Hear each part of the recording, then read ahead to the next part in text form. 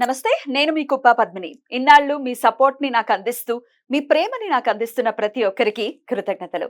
ఇప్పుడు చూడబోతున్న ఈ వీడియో కూడా ఖచ్చితంగా మీకు ఉపయోగపడుతుంది. లైక్, షేర్ అండ్ సబ్స్క్రైబ్ చేసి మీ ఇష్టాన్ని, అలాగే మీ సపోర్ట్‌ని నాకందించండి. అలాగే ఈ వీడియో పట్ల మీ అభిప్రాయాన్ని కామెంట్ సెక్షన్‌లో కామెంట్ చేసి నాకు తెలియజేయండి. నమస్తే. నమస్తే. Welcome to our channel. నేను పద్మిని. ప్రస్తుతం మనతో పాటు ప్రముఖ ఆధ్యాత్మికవేత్త, వాస్తు జ్యోతిష పండితులు నిట్టల ఫణిభాస్కర్ శర్మ గారు మనతో పాటు ఉన్నారు. మాట్లాడదాం. నమస్కారం అండి. నమస్కారం. ఏ వయసులో జరగాల్సిన ముచ్చట ఆ వయసులో జరగాలని పెద్దవాళ్ళు చెప్తే ఏంటో అని అనుకుంటాం.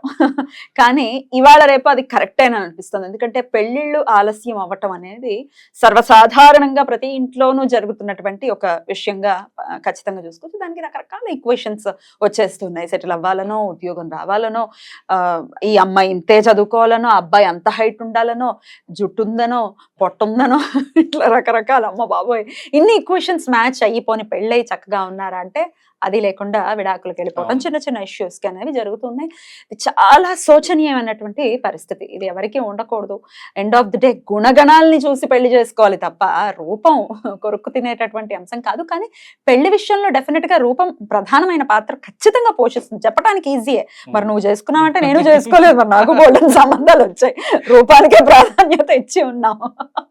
కానీ పెళ్ళిళ్ళు ఆలస్యం అవ్వడానికి గల కారణం ఏంటి? దానికి ఏంటి ప్రత్యామ్నాయం? ఒక్కసారి మీ ద్వారా.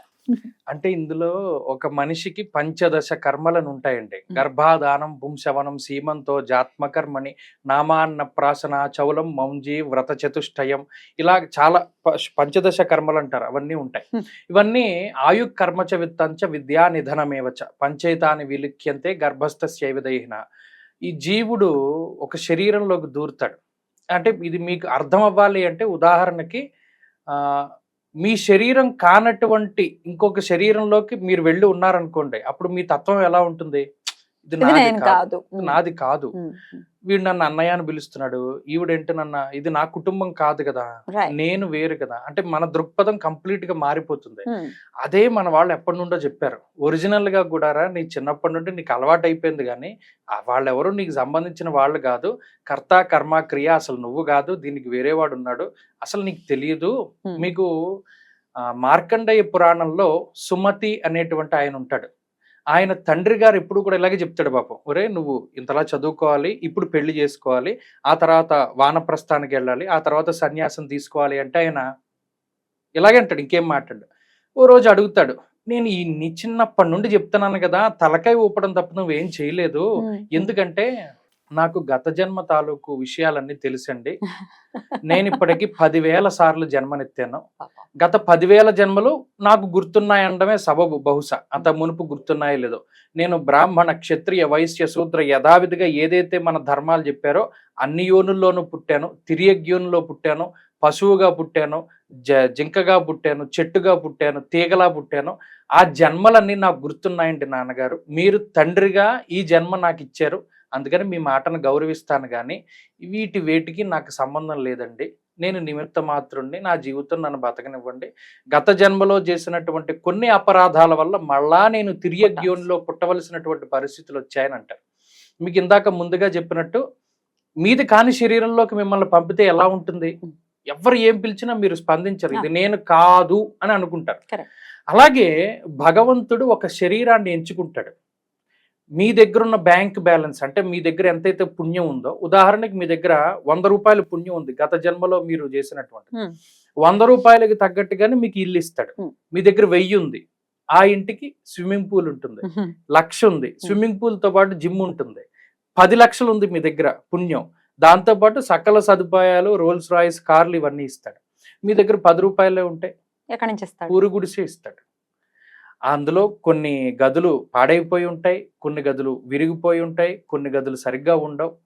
అందుకనే శరీరం అనేటువంటిది సరిగా ఉంది అంటే గత జన్మ తాలూకు పుణ్యం మనకి అధికంగా ఉన్నట్టు, అన్ని భాగాలు పనిచేస్తూ ఉంటాయి.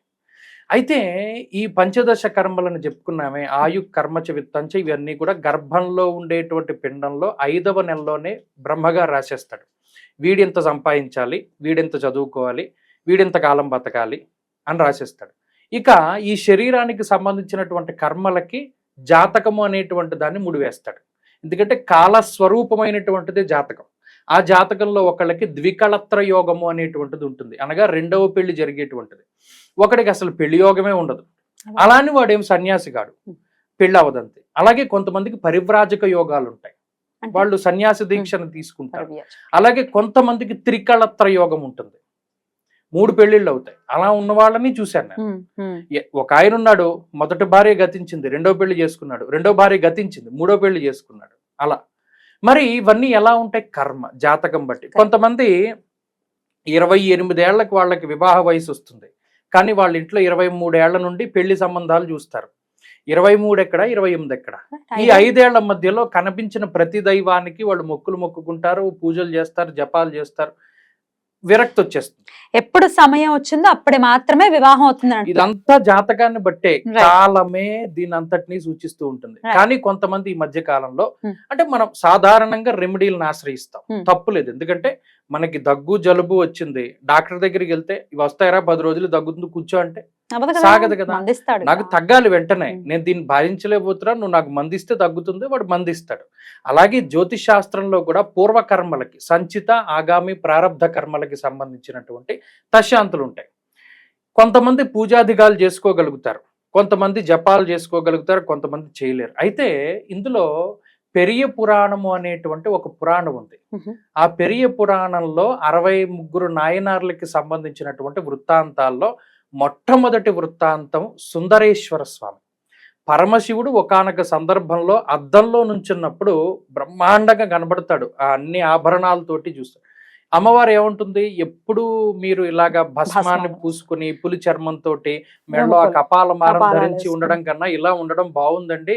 అయితే ప్రతిసారి మీరు ఇలా ఉండడం సాధ్యం కాదు కాబట్టి అద్దంలో ఉన్న రూపాన్ని తీసుకొచ్చి ఎదురబెట్టండి అంటుంది ఆవిడ. పరమేశ్వరుడు అలాగే అంటాడు. ఆ అద్దంలోంచి పరమేశ్వరుడే స్వయంగా ఆ బింబం రూపాన్ని ధరించి బయటకు వస్తుంది, ఆయనే సుందరేశ్వరుడు అంటారు. ఆ సుందరేశ్వరుడు సాక్షాత్తు పరమశివుడే, కానీ శివుడు కాదు, బింబం, ప్రతిబింబం. అలా ఆ నాయనారుల చరిత్రలో ఆ సుందరేశ్వరుడికి ఒక వృత్తాంతం ఉంటుంది.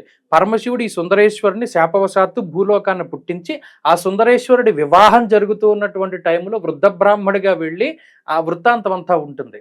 ఎవరైతే ఈ వివాహాలు ఆలస్యం అవుతూ ఆటంకాలు అవుతూ ఉన్నాయి అని బాధపడుతూ ఉన్నారో అటువంటి వారు ఎవరైనా సుందరేశ్వరుడి యొక్క దేవాలయాన్ని దర్శించుకోవాలి.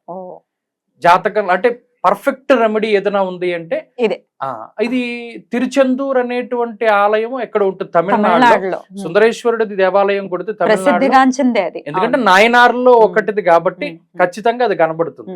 అక్కడ ఆ గుడికి వెళ్ళి, నిజానికి అక్కడ ఇది పెద్ద ఉత్సవంగా చేస్తారు.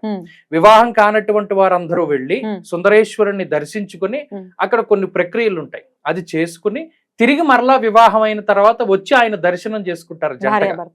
ఇది సంవత్సరంలో ఈ ప్రక్రియ చాలా విశేషంగా జరుగుతూ ఉంటుంది. కొంతమంది పెళ్లి కాని వాళ్ళు వస్తారు, కొంతమంది పెళ్ళైన వాళ్ళు వస్తారు. ఇలా ఈ చాలా గొప్ప దేవాలయం అది. తమిళనాడు ఉంటే తిరుచెందూర్ అనుకుంటున్నాను. ఇది సుందరేశ్వర టెంపుల్ చాలా చాలా ఫేమస్. అయితే మీనాక్షి సుందరేశ్వరుల దేవాలయం, మీనాక్షి అమ్మవారి గుడి అది వేరు, ఇది వేరు.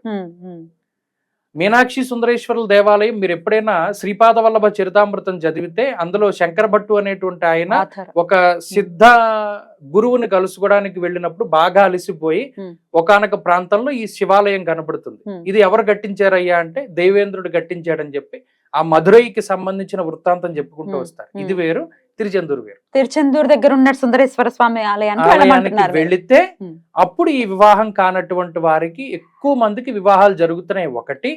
అలాగే చాలా రకాల దేవాలయాలు ఉన్నాయి. ఉదాహరణకి ఈస్ట్ గోదావరి అక్కడ ఉండేటువంటి మురమళ్ళ దేవాలయంలో కూడా కళ్యాణం జరిపించుకుంటే అవుతుందని ప్రసిద్ధి. చాలా ఇలా భగవంతుడు కొన్ని దోషాలను తీసేస్తాడు, కానీ అన్నిటికీ జాతకం అనేటువంటిది ప్రధానం.